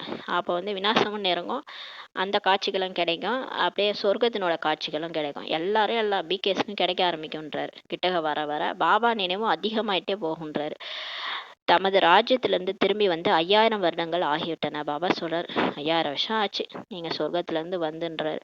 84 பிறவிகளின் சக்கரத்தை இப்ப சுற்றி வந்தீர்கள். வாஸ்கோட காமாவை பற்றி சொல்லும்போது அவர் உலக சக்கரத்தையே சுற்றி வந்தார் என்று சொல்வது போல நீங்கள் இந்த உலகில் 84 பிறவின் சக்கரத்தை சுற்றினீர்கள். நம்மளையும் வாஸ்கோட காமாவையும் கம்பேர் பண்ணி சொல்றாரு.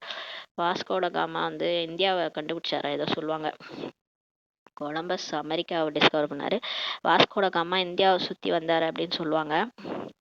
அது மாதிரி உலகத்தையே சுற்றி வந்தாருன்னு சொல்லுவாங்க. அவர் உலகத்தையே சுற்றி வந்தாராம். அது ஏன் சுற்றி வந்தாருன்னு தெரில. அவர் சுற்றி வந்த மாதிரி நம்ம வந்து அவர் வந்து இந்த எல்லைக்குட்பட்ட உலகத்தை சுற்றி வந்தார் அந்த துவாபர யுகத்தில் கலியுகத்தில். ஆனால் நம்ம வந்து எல்லைக்கு அப்பாற்பட்ட இந்த உலக சக்கரத்தில் 84 பிறவியை சுற்றி வந்திருக்கிறோம்னு சொல்லி நம்மளை சொல்கிறார். அந்த ஒரு வாஸ்கோட காமா சென்றார் அல்லவா, இவர் கூட ஒருவர் தான். அவர் உங்களுக்கு 84 பிறவிகளின் ரகசியத்தை புரிய வைக்கிறார். இந்த பாபா கூட ஒருத்தர் தான், அவர் சிவபாபா. அவர் வந்து நமக்கு 84 பிறவி ரகசியத்தை நமக்கு புரிய வைக்கிறார். இப்போது ராஜ்யம் நடக்கிறது, ஆக தனக்குள் பார்க்க வேண்டும். இப்போ ராஜ்யம் ஸ்தாபனை ஆயிட்டு இருக்குது. இப்போ உங்களுக்குள்ளார நீங்க பாருங்க, எனக்குள் தேகாபிமானம் ஏதும் இல்லை தானே, சோர்ந்து போவதில்லை தானே, எங்கும் கெட்டு போகவில்லை தானேன்னு செக் பண்ணுங்கன்றார். எனக்குள்ளார ஏதாவது தேகாபிமானம் இருக்கா, நான் அடிக்கடி சோர்ந்து போயிடுறேனா, மாயா என்னை அடிச்சிருதுன்னா நான் ஒரே சோர்ந்து போயிடுறேனா, எங்கேயாவது நான் கெட்டு போயிட்டேனா, கெட்டு போகலை தானே, திடீர்னு அந்த மாயா புயல் வீசுது, எனக்குள்ளார நான் ஆத்மா அபிமானி நிலையில போய் ஏறும் கலையில போயிட்டு இருக்கேன்னா, இல்லை வந்து திரும்ப மாயா என்னை அடிச்சு கீழே இறக்குதா, இதை செக் பண்ணுங்க. மாயாவினால நமக்கு தேக அபிமானம் வரும், அதனால சோர்ந்து போயிடுவோம், கெட்டும் போயிடுவோம். சில டைம்ல ரொம்ப என்ன ஆயிடும், என்னடா இது இவ்வளோ முயற்சி செய்கிறோம், ரொம்ப என்ன பண்ணியும் நம்மளால முன்னேற விட மாட்டேது இந்த மாயான்னு சொல்லிட்டு சிலர் வெறுத்தே போயிடுவாங்க. பிகேலேருந்து நான் பிகேவாக ஆயிடுவாங்க. அந்த மாதிரி ஆயிட்டீங்களா அப்படின்னு நீங்கள் செக் பண்ணுங்கன்றாரு.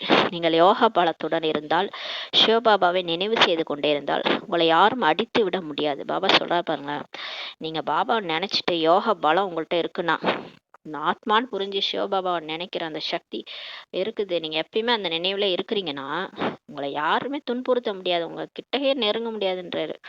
யாருமே உங்களை ஒண்ணுமே பண்ண முடியாது, மாயாவால ஒண்ணுமே செய்ய முடியாதுன்றாரு.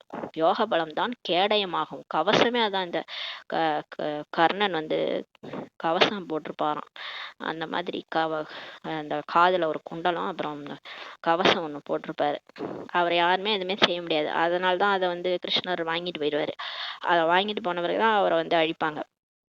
அந்த மாதிரி தான் இது பார்த்தீங்கன்னா, நமக்கு பாபாவுடைய நினைவு இருக்கு பாருங்க, அதுதான் யோக பலம்.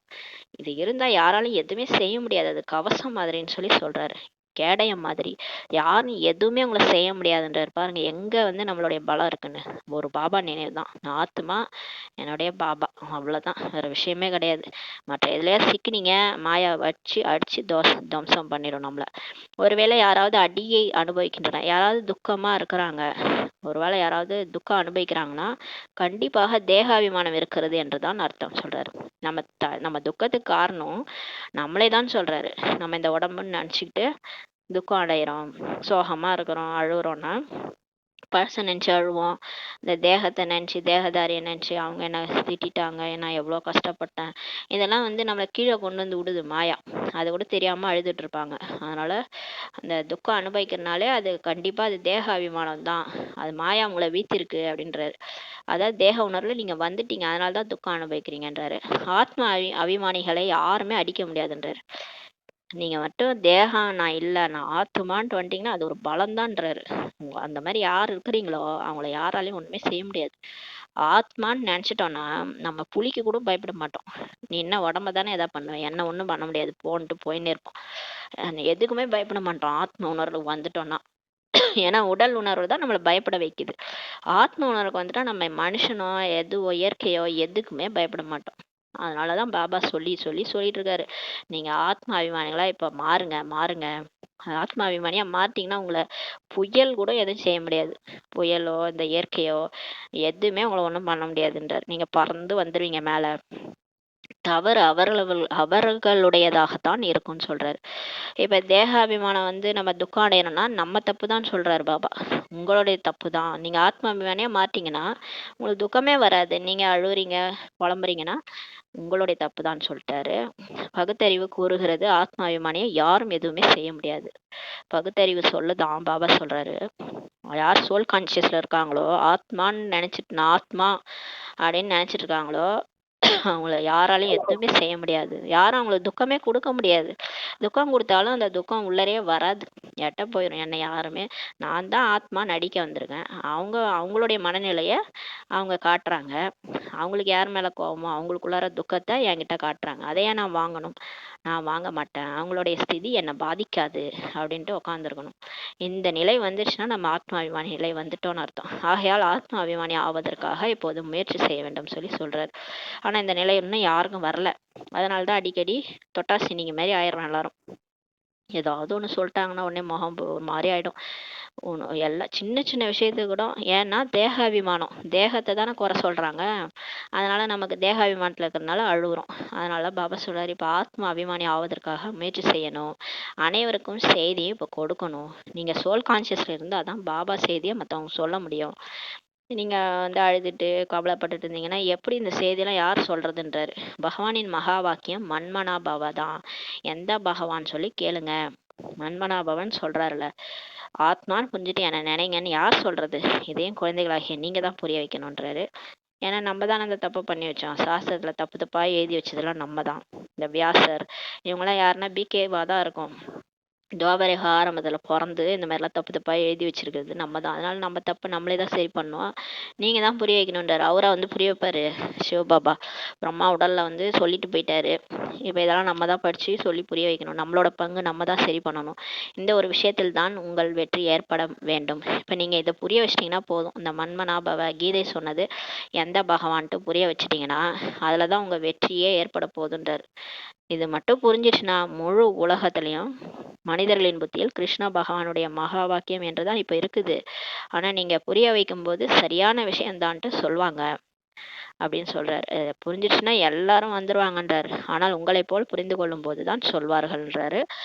ஆனா இப்ப சொல்றாங்க நீங்க சொல்றது சரி சரின்ட்டு. ஆனா எப்ப உங்களை மாதிரி சரியா புரிஞ்சுக்கிட்டாங்களோ அப்பதான் சொல்லுவாங்க பாபா கற்று தருவது சரியானதேன்ட்டு சொல்லுவாங்க. நம்மள மாதிரி புரிஞ்சுக்கிட்டாதான் அவங்க என்ன சொல்லுவாங்க, சரியான விஷயம்னு சொல்ல மாட்டாங்க. பாபா சொல்லி கொடுக்கறது கரெக்டு தான் அப்படின்ட்டு சொல்லுவாங்க. நான் இப்படி இருக்கிறேன், என்னை யாரும் தெரிந்து கொள்ள முடியாது என்று கிருஷ்ணர் சொல்ல மாட்டார். கிருஷ்ணர் எப்பயாவது சொல்வாரா? கோடியிலும் சிலர் தான் என்ன நான் வரும்போது பூமிக்கு வரும்போது கோடியிலும் சிலர் தான் என்ன புரிஞ்சுக்குவாங்கன்ட்டு கீதையில இருக்குது. அப்படி கிருஷ்ணர் சொல்வாரா? கிருஷ்ணர் வந்தா யாருக்கா தெரியாதா என்ன? அவர் தான் பார்த்தாலே தெரியுது, மயில் இறக்க வச்சுட்டு நீல கலர்ல புல்லாங்குழல் வச்சுட்டு வந்தாருன்னா தெரியாதா நான் யாருக்கும்? அந்த மாதிரி கிருஷ்ணர் சொல்ல முடியாது. என்னை யாரும் நான் இப்படி இருக்கிறேன், யாராக இருக்கிறேன் என்பதை யாரும் தெரிந்து கொள்ள முடியாது. இப்படி வந்து கீதையில ஒரு வாக்கியம் இருக்குது. அது மாதிரி கிருஷ்ணர் சொல்வாரா? அப்ப அந்த அந்த வாக்கியத்தை யார் சொல்லியிருப்பாங்க? அப்ப அந்த கீதையை யார் சொல்லியிருப்பாங்க? சிவபகவான் நிராகார் பரமபிதா பரமாத்மா தான் சொல்லியிருக்கிறாரு. அவர் வரும்போது யாரா புரிஞ்சுக்கிறாங்களா? புரியாம தானே சண்டை போட்டுட்டு இருக்கிறாங்க. பிரம்மா பாபாவை அவ்வளோ திட்டி இருக்கிறாங்க. அதனாலதான் சொல்றாரு, கோடியில் சிலர் தான் என்ன தெரிஞ்சுக்குவாங்க. கோட்டமே கோடி கோயுமே கோய், அது அந்த வார்த்தையும் கீதையில இருக்குது. ஆனா பாபா சொல்றாரு, என்னை யாரும் தெரிந்து கொள்ள முடியாது. கிருஷ்ணரை அனைவரும் தெரிந்து கொள்வார்கள் தானே. ஆனா பரமாத்மாவை யாரும் தெரிஞ்சு கொள்ள முடியாது. ஏன்னா புள்ளியா இருக்குன்னு அவங்க உடம்பா நினைச்சிட்டு இருக்கிறாங்க. திடீர்னு புள்ளி தான் நான் சொன்னா யாரு தான் நம்புவாங்க? அதனாலதான் புரிஞ்சிக்கல. அப்ப டைம் வரும்போது புரிஞ்சுக்க போறாங்க. கிருஷ்ணரின் உடல் மூலம் பகவான் சொல்கிறார் என்று சொல்ல முடியாது இல்லையா? கிருஷ்ணர் உடல் மூலமும் சொல்ல முடியாது. கிருஷ்ணர் உடல்ல வந்து அப்படியே விஸ்வரூப தரிசனம் வந்து சொல்றாரு அப்படின்னு சொல்ல முடியாது. இல்லைன்னு சொல்லி சொல்றாரு. கிருஷ்ணர் இருப்பது என்னவோ சொர்க்கத்துல. அவரு எப்படி இங்க வருவாரு? கிருஷ்ணரோட கால் கூட கலியுகத்துல படாது. இந்த ஒரு மோசமான உலகத்துல குழந்தைகள் எல்லாம் கற்பழிச்சு கொல்ற இடத்துல கிருஷ்ணர் வருவாரா? கிருஷ்ணர் இருக்கிறதே சொர்க்கம். அவரு இங்க கால் கூட அவரு பதியாது. அப்ப அவர் உடம்புல எப்படி வந்து சொல்வாரு? அங்கே எப்படி பகவான் வருவார்? அங்க கிருஷ்ணர் இருக்கிற இடத்துல பகவான் எப்படி வருவாரு? பகவான் வர்றதே இந்த புருஷோத்தம சங்கமயத்தில். கடவுள் நம்ம கூப்பிடுறதே பத்தித்த பாவனா வாங்கன்ட்டு கலியுகத்துலதான் நம்ம கூப்பிடுறோம். அப்புறம் எப்படி அவர் அங்க சொர்க்கத்துல யாரும் கூப்பிடுறதே இல்லை, அங்க எப்படி அவர் வருவாரு? அப்ப இங்கதான் வராரு. ஆக குழந்தைகளாகிய நீங்கள் பலரையும் எழுத வைத்தபடி செல்லுங்கள். இப்ப நீங்க இதெல்லாம் புரிய வச்சு எல்லாரையும் எழுத வைங்கன்னு சொல்றாரு. உங்களுடைய பெரிய நோட்டு புத்தகம் அச்சிடப்பட்டு இருக்க வேண்டும். அதில் அனைவரின் கருத்துக்களும் இருக்க வேண்டும். பாபா இதை சொல்றாரு. இது ஏதாவது செய்யறாங்களா என்னன்னு தெரியல. இது வந்து ஒரு நோட் புக் போட்டு எல்லாருடைய கருத்துக்களும் பாயிண்ட்ஸையும் எழுதி வர்றவங்களெல்லாம் எழுதி வைக்க சொல்றாரு.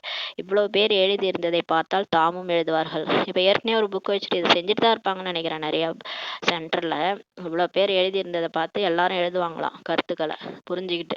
பிறகு உங்களிடம் பலரின் கருத்துக்கள் இருக்கும். இந்த மாதிரி நம்ம நோட்டு வாங்கி எழுதி பார்த்தோன்னா அதில் நிறைய பேர் கருத்து எழுதியிருப்பாங்க. கீதையின் பகவான் யார்? உயர்ந்ததிலும் உயர்ந்தவர் தந்தை தான் ஆவார். அப்போ யார் இந்த கீதையை சொன்னது? உயர்ந்ததிலும் உயர்ந்த தந்தை தானே. கிருஷ்ணர் அந்த மாதிரி உயர்ந்ததிலும் உயர்ந்தவர் இல்லை என்று மேலேயும் எழுதி வைத்திருக்க வேண்டும் சொல்றாரு. கிருஷ்ணரை விட ஒருத்தர் உயர்ந்தவரா இருக்கிறாரு. அவர் யாரு? அவர் என்னை மட்டும் நினைவு செய்யுங்கள்ட்டு கிருஷ்ணர் சொல்ல முடியாது. கிருஷ்ணர் சொல்ல மாட்டார் என்னை மட்டும் நினைவு செய்யுங்கள்ட்டு. பிரம்மாவை காட்டிலும் உயர்ந்ததிலும் உயர்ந்த பகவான் அல்லவா. எல்லாரை விட காடுன்றவர் பிரம்மா மூலமா படைப்பு, விஷ்ணு மூலமா பாலனை, சங்கரன் மூலமா விநாசம் செய்கிறாரு. மூலமான்னு சொல்லியிருக்காங்க. அப்போ யார் அவரு? அவரு தான் உயர்ந்ததிலும் உயர்ந்தவர் இல்லையா? அந்த பகவான் அல்லவா. இதுதான் முக்கியமான விஷயன்றாரு. இதில் தான் அனைவருமே குழப்பமாகி விடுவார்கள். இப்போ இந்த மாதிரி இதில் தான் எல்லாம் குழம்பிடுறாங்க. இத்தனை கடவுள் இருக்கிறாங்களே, யார் கடவுள்ன்ட்டு இந்து தர்மத்தில் குழம்பிடுறாங்க. இதை புரிய வச்சுட்டாலே போதும்னு சொல்றாரு. இங்கே வந்து விட வேண்டும் என்று பாபா சொல்வதில்லை. பாபா எல்லாரையும் இங்கே வந்துருங்க, மதுபனோட வந்துருங்கன்னு சொல்றதில்ல. இப்போ நீங்கள் சத்குருவை தம்மவராக்கி கொண்டீர்கள். இப்போ சத்தியமான குருவே நம்ம கஷ்டார். இதுக்கு மேலே என்ன வேணும்? அவர் தான் நீங்கள் எங்கே இருந்தாலும் நாங்கள் வந்துடுறேன்றாரு. புள்ளியாக பறந்து நம்ம கூடவே இருக்கிறேன்றாரு. பிறகு தமது வீட்டில் சென்று இருங்கள். நீங்கள் மதுபனோட வரணும்ல, உங்கள் வீட்டிலே இருங்க. ஆரம்பத்தில் உங்களின் பட்டி நடந்தது. ஆரம்பத்தில் பிரம்மபாபா 350 பேரை வச்சு பட்டி நடத்தினாரு. 14 வருஷம் தபஸ்யா. சாஸ்திரங்கள் கூட பட்டி என்பது இருக்குதான். ஆனால் பட்டி என்று எதற்கு சொல்லப்படுகிறது என்பதை யாருமே தெரிஞ்சுக்கலன்றாரு. இந்த சாஸ்திரத்துல கூட எதுல இருக்குன்னு தெரியல, பட்டின்னு இருக்குதான். ஆனா அந்த பட்டி எதுக்கு சொல்றாங்கன்ட்டு யாருக்கும் தெரியாது. அவங்க செங்கல் சூளைன்ட்டு நினைச்சிட்டாங்க. செங்கல் சூளையை தான் பட்டின்னு சொல்லுவாங்க. அதில் சில பக்குவமடைந்தும் இருக்குமா அந்த செங்கல் சூளையில. சில செங்கல் வேகாமமும் வெளிப்படுகின்றன சொல்றாரு. அதுதான் பட்டின்னு சொல்லுவாங்களாம். பட்டினா சூளையா. அந்த சூளையில சில செங்கல் பக்குவமா இருக்குமா, சில செங்கல் வேகாம இருக்குமா. இங்கும் கூட பாருங்கள், இங்க கூட அப்படிதான் சொல்றாரு. இங்க நம்ம கூட ஞானம் படிக்கிறவங்க ஃபுல்லா படிச்சு பக்குவம் அடையணும். அறகுறை ஞானம் என்ன ஆயிடும்? வேகாம தான் இருக்கும். பக்குவமே இருக்காது நம்ம நடவடிக்கையில. அதனால முழு ஞானத்தையும் படிச்சு பக்குவமா மாறணும். தங்கம் இல்லை, மற்றபடி கல் முள் போன்றவை இருக்கின்றன. இங்க தங்கமா மாறுறாங்கன்னா எல்லாராலையும் மாற முடியல. அதனால கல்லும் முள்ளாவும் இருக்கிறாங்கன்றாரு. பழைய பொருட்களுக்கு மதிப்பு அதிகம். சிவபாபாவுக்கு தேவதைகளுக்கு மதிப்பு இருக்கிறது அல்லவான்னு சொல்றாரு. இப்போ பழைய பொருள்லாம் அந்த காலத்துல மியூசியம்லலாம் வச்சிருப்பாங்க. இது இத்தனை வருஷத்தினுடையது, இது அந்த காலத்து இந்த எலிசபெத் ராணியுடையது அப்படின்ட்டு அந்த வைர நெக்லஸ் அப்படிலாம் வச்சிருப்பாங்க. ஆனா எல்லாத்த விட மதிப்பு யாருக்கு அதிகம்னா சிவபாபாவுக்கும் லட்சுமி நாராயணன் தேவதைகளுக்கும் தான் அதிகமா இருக்குது அல்லவான்றாரு. சத்தியுகத்தில் மதிப்பு குறித்த விஷயமே கிடையாது. அங்கெல்லாம் மதிப்பு குறித்த விஷயமே கிடையாது. அங்கே எல்லா பொருளுமே மதிப்பாக தான் இருக்கும். அங்கே பழைய பொருட்களை அமர்ந்து தேடி கொண்டிருப்பதில்லைன்னு சொல்றாரு. அங்கே பழைய பொருளெல்லாம் சத்தியுகத்தில் போன 1000 வருஷத்துக்கு முன்னாடி என்ன இருந்தது அப்படிலாம் கண்டுபிடிக்கலாம் மாட்டாங்க. இங்கே தானே எல்லாத்தையும் மலையை குடஞ்சி அதுக்குள்ள என்ன இருக்கு, அது மண்ணை நோண்டி அதுக்குள்ள என்ன இருக்கு, வயல்ல தங்கம் கிடைக்குது, தங்க பானை கிடைச்சிது, அதெல்லாம் கண்டுபிடிக்கிறாங்களா? அந்த மாதிரி சொர்க்கத்துலலாம் அந்த மாதிரி கண்டுபிடிக்க மாட்டாங்கன்னு பாபா சொல்றாரு. அங்கே வயிறு நிரம்பி இருக்கும். அங்க யாரும் போயிட்டு இந்த மாதிரி வேலையெல்லாம் பண்ண மாட்டாங்க. அங்க எல்லாம் தங்க மாளிகையில எல்லாமே நிரம்பி இருக்கும். அவங்களுக்கு ராஜா ராணியா இருப்பாங்க. எல்லாமே அவங்களுக்கு கிடைக்கும். இருந்த இடத்துல இருந்து எல்லாமே கிடைக்கும். வயிறு நிரம்பி இருக்கும். அதனால எதையும் தேடி அவங்க போக மாட்டாங்க. எதையும் தேடக்கூடிய தேவையே அங்க இருக்காதுன்றாரு. நீங்கள் தோண்டக்கூடிய அவசியமே இருக்காதுன்றாரு. சொர்க்கத்துல போய் எங்கேயும் தோண்டி ஏண்டி பார்க்கணுன்ற அவசியமே இருக்காது. ஏன்னா சுத்தி எல்லாமே இருக்குதுன்னா நம்ம ஏன் போய் எங்கேயாவது தோண்ட போறோம் இல்லையா? நம்மளே நிரம்பி இருக்க போறோம். ஆத்மா உணர்வுல நிரம்பி இருக்கிறதுனால எங்கேயும் போக வேண்டிய அவசியம் கிடையாது. துவாபர யுகத்திற்கு பிறகுதான் தோண்டுவதே தொடங்குறது. எப்ப தோன்றதை ஆரம்பிக்குதுன்னா 2500 வருஷம் கழிச்சு துவாபர யுகம் வரும்போதுதான் இந்த நிலத்தை தோண்டவே ஆரம்பிக்கிறாங்க. அப்பதான் இந்த பழசெல்லாம் என்னென்னமோ கண்டுபிடிச்சு எடுக்கிறாங்க. வீடு கட்டுறாங்க. ஏதாவது பொருள் வெளிவருகிறது என்னும்போது கீழே ஏதோ இருக்கிறது என்று புரிஞ்சுக்கிறாங்க. அப்ப சொல்றாரு, பக்தி மார்க்கத்துல நிறைய படம் உருவாக்கி இருக்காங்க. ஆனா அது எல்லாமே ஆனா உங்களுடைய அந்த படங்கள் தான் எல்லாம் அர்த்தம் நிறைந்ததாக இருக்குதுன்னு சொல்றாரு. அர்த்தமில்லாத படங்கள் எதுவுமே உங்கள்கிட்ட கிடையாது. பிறருக்கு நீங்கள் புரிய வைக்காத வரை யாருமே எதுவுமே புரிஞ்சு கொள்ள முடியாதுன்றாரு. இப்ப நம்ம படம்லாம் இருந்தாலும் அதை அப்படியே அவங்களே பார்த்து புரிஞ்சுட்டு போயிடுவாங்களா? அப்படிலாம் கிடையாது. நீங்க புரிய வைக்கணும்ன்றாரு. அப்படியே பார்த்து ஒரு புக்கை எழுதியிருக்காங்கன்னா அந்த ஆத்தர் சொல்லி புரிய வைக்காம நம்மளால அந்த புக்கில் என்ன இருக்குன்னே நமக்கு தெரியாது. அது மாதிரி தான் இந்த படம் கூட. நீங்கள் பிகேஎஸ் நீங்கள் தான் புரிய வைக்கணும்னு சொல்லி சொல்கிறார். புரிய வைக்கக்கூடிய புத்திசாலி ஞானம் நிறைந்தவர் ஒரு தந்தை தான் ஆவார். ஆனால் இதெல்லாம் எல்லாம் நமக்கு புரிய வைக்கக்கூடியவர் ஒரு கடவுள் தான். பாருங்க, இந்த முரளி புக்கா படிச்சா எல்லாம் பிகேவ மாட்டாங்க. நம்ம சொன்னா அந்த அளவுக்கு பதியாது. ஏன்னா நம்ம ஆத்ம உணர்வுல சொல்ல மாட்டோம். தேக உணர்வுல சொல்லும்போது யாருக்கும் புரியாது. ஆனா இந்த முரளி புக்கை வாங்கி படிச்சா தானா புரிஞ்சுட்டு வந்துருவாங்க. ஏன்னா பாபா புரிய வைக்கிறது ஒரு மாதிரி, நம்ம புரிய வைக்கிறது தேக உணர்வுல சொல்றோம். அவங்கெல்லாம் பாபா புக்கை பார்க்கும்போது பாபாவே சொல்றது நல்லாவே உணர்வு வரும். இப்போது உங்களுக்கு ஈஸ்வரிய வழி கிடைக்கிறது. இப்ப நமக்கு இயேசுனுடைய வழி கிடைச்சிட்டு இருக்குது. நீங்கள் ஈஸ்வரிய வம்சம் அல்லது குலத்தை சேர்ந்தவர்கள் சொல்லி பாபா சொல்றாரு. ஈஸ்வரன் வம்சத்தை தான் ஸ்தாபனை செய்கிறார். இப்ப கடவுளே அவருடைய வம்சத்தை தான் ஸ்தாபனை பண்றாரு.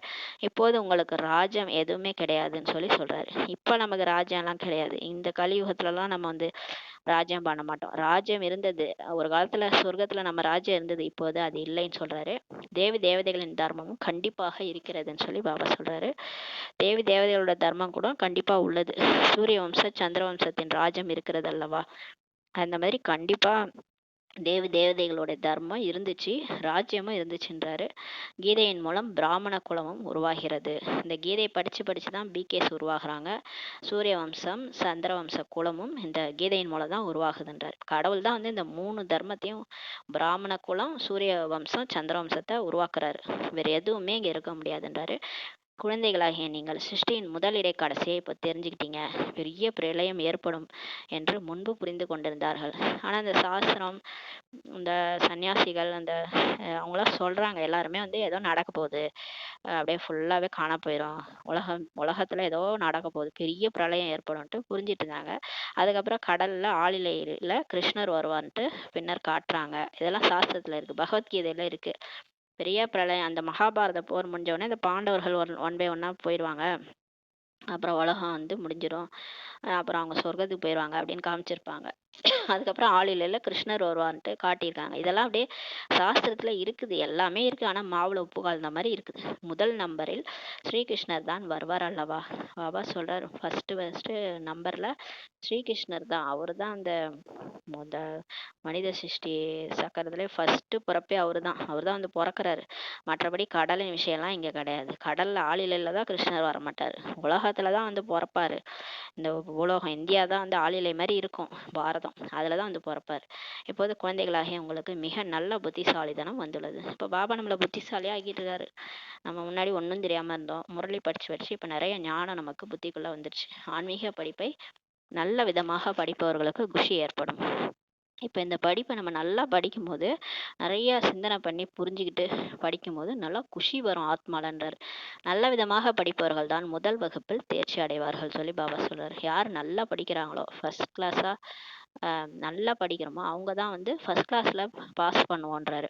ஒருவேளை யாரிடமாவது மனம் ஈடுபட்டு விட்டது என்றால் படிக்கும் சமயம் கூட அவர் நினைவில் வருவார்.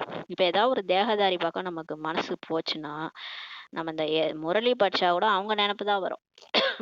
அதனாலதான் அவங்க இவங்கள நினைவு, அதுக்குதான் பற்று வைக்காதீங்கன்றாரு.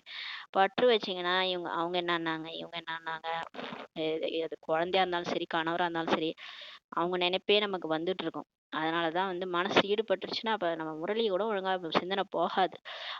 அவங்க அவங்க நினைவுல வருவாங்கன்றாரு. புத்தி அங்கே போய்விடும், புத்தி அங்க போயிடும். ஆகையால் படிப்பு பிரம்மச்சரியத்தில் தான் நடக்கிறது. அதனாலதான் சின்ன வயசுல அந்த குழந்தைங்களுக்கெல்லாம் பாத்தீங்கன்னா கல்யாணம் ஆகிறதுக்கு முன்னாடியே ஸ்கூலு காலேஜ் எல்லாம் படிக்க வச்சிருவாங்க. ஏன்னா அப்பதான் பதியும் படிப்பு.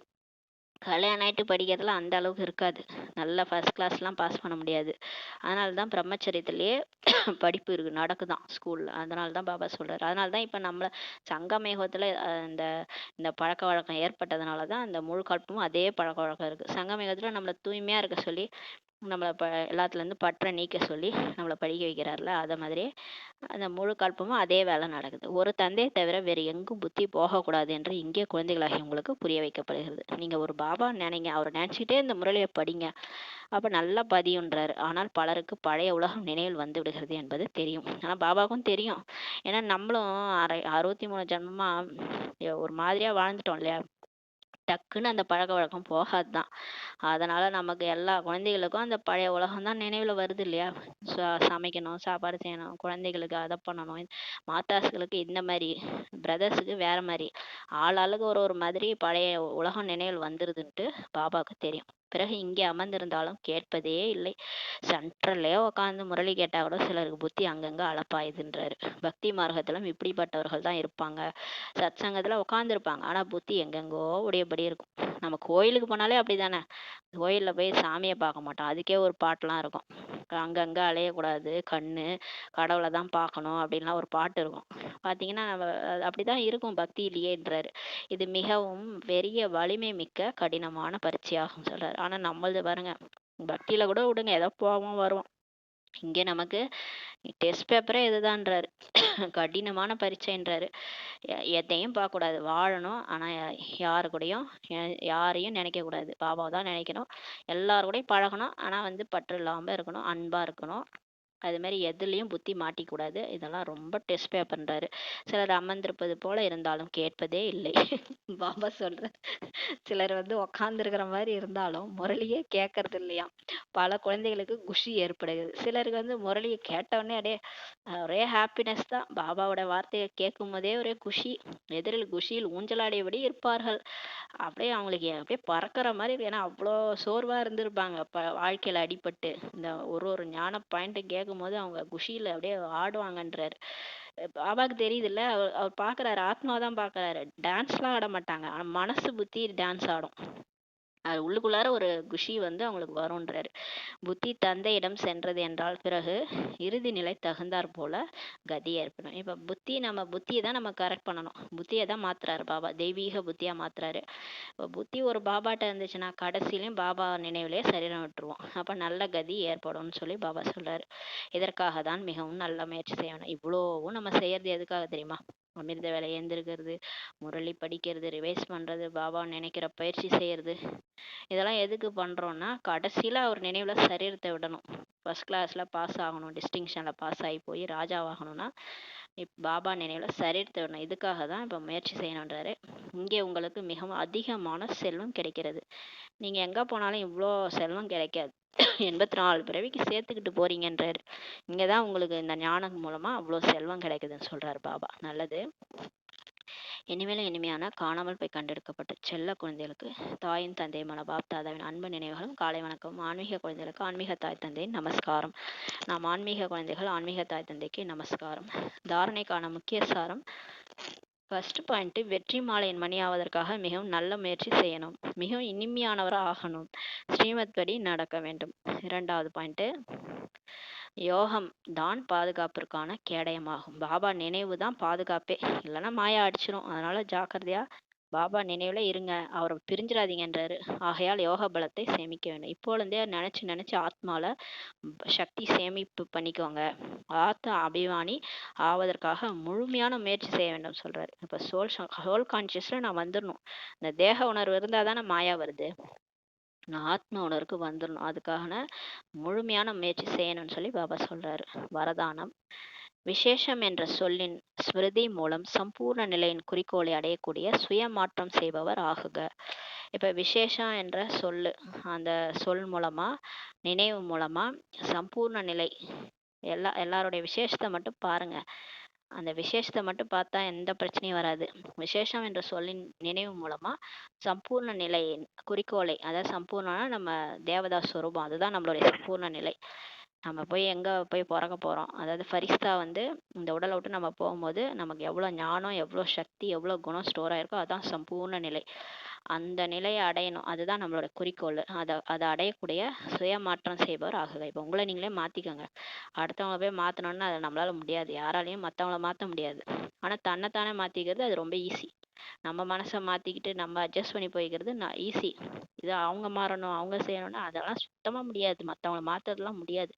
அதான் சொல்றாரு, இப்ப நீங்க உங்களை மாத்திக்கங்க, சுய மாற்றம் செய்பவர் ஆகுகன்றவர் தானே கொடுக்குறாரு. சதா இதே நினைவு இருக்க வேண்டும். நான் விசேஷ ஆத்மா, விசேஷ காரியத்திற்கு நிமித்தமாக இருக்கிறேன். என்னை யார் தேர்ந்தெடுத்திருக்கா? கடவுளே தேர்ந்தெடுத்திருக்காரு. நான் விசேஷமான ஆத்மா.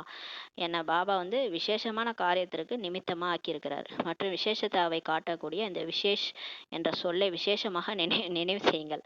இந்த விசேஷம் என்ற சொல்ல வந்து விசேஷமா நினைவு வச்சுக்கோங்க. நான் யார் தெரியுமா? விசேஷமான ஆத்மா நான். எனக்கு கடவுளே என்னை தேர்ந்தெடுத்திருக்கிறாரு அப்படின்ட்டு அந்த நினைவுல வைங்க. பேசுவதும் விசேஷமா இருக்கணும், பார்க்கறதும் விசேஷமா இருக்கணும், செய்வதும் விசேஷமா இருக்கணும். என்ன இவங்க டிஃப்ரெண்டா இருக்கிறாங்க, எல்லாரும் மாதிரியே இல்லை அப்படின்ட்டு எல்லாரும் பார்க்கணும். யோசிக்கிறது கூட விசேஷமா இருக்கணுன்றாரு. எல்லாருக்கும் நல்லதே நினைக்கணும். மற்றவங்கள கெட்டது நினைப்பாங்க. ஆனா நம்ம நல்லதே நினைக்கணும். அது கூட விசேஷமா இருக்கணும். ஒவ்வொரு விஷயத்திலும் இந்த விசேஷ் என்ற சொல்லை கொண்டு வருவதன் மூலம் சகஜமாக சுயமாற்றத்தில் இருந்து உலக மாற்றம் செய்பவராக ஆகிடுவீங்க. அப்ப நீங்க மாறி விசேஷமா மாறிட்டீங்கன்னா உலகமே மாறிடும்னு சொல்லி சொல்றாரு. மேலும் சம்பூர்ண நிலையை அடைவதற்கான லட்சியமாகிய குறிக்கோளையும் சகஜமாகவே நீங்க அடைஞ்சிருவீங்கன்றாரு. இந்த வார்த்தையை ஞாபகம் வச்சுக்கிட்டீங்கன்னா விசேஷன்றத நீங்க சம்பூர்ண நிலையை அடைஞ்சிருவீங்க. அந்த லட்சிய குறிக்கோளை அடைஞ்சு ஈஸியா நீங்க அடைஞ்சிருவீங்கன்னு சொல்லி சொல்றாரு. ஃபரிஸ்தா ஸ்வரூபம் அந்த சம்பூர்ண நிலை ஈஸியா அடைஞ்சிருவீங்கன்னு சொல்லி சொல்றாரு. ஸ்லோகன்: விக்னங்களிடம் பயப்படுவதற்கு பதிலாக அதை பேப்பர், சோதனை தாள், டெஸ்ட் பேப்பர்ன்ட்டு புரிஞ்சுக்கிட்டு அவற்றை கடந்து செல்லுங்கள். நம்ம பிகே லைஃப்ல நமக்கு நிறையா முயற்சி பண்ணும்போது நிறைய தடைகள் வரும், நிறைய பிரச்சனைகள் வரும், நிறைய சோதனைகள் வரும். இது என்னடா இது, அது நம்மளுடைய சம்ஸ்காரமே தடையா இருக்கும், இல்லை மற்றவங்களால தடைகள் வரும், நிறைய பிரச்சனைகள் வரும். அதெல்லாம் வந்து வாழ்க்கையிலையும் நிறைய புயல் வீசும். இந்த மாதிரிலாம் நிறையா வரும்போது நம்ம அப்படியே சோர்ந்து போயிடக்கூடாது. அது ஒரு டெஸ்ட் பேப்பர்னு நினச்சிக்கணும், அது ஒரு சோதனை தாள். அதனால இந்த தடையிலேருந்து பயப்படுறதுக்கு பதிலாக இது ஒரு டெஸ்ட் பேப்பர்னு புரிஞ்சுக்கிட்டு அப்படியே கடந்து போயிருங்க. அதையே நினச்சிட்டு இருக்காதீங்க. அதை நினச்சிட்டு இருந்தால் நம்ம என்ன ஆக முடியும்? அந்த இடத்தையே நிற்க வேண்டியதாக இருக்கும். மலையை உடச்சிட்டு வரனால உடைக்க முடியாது, மலை மேலே பறந்து போயிருங்கன்றாரு. கடந்து போயிருங்க அப்படின்னு சொல்லி சொல்கிறாரு. ஓம் சாந்தி. நன்றி பாபா. நன்றி ராமா. நன்றி.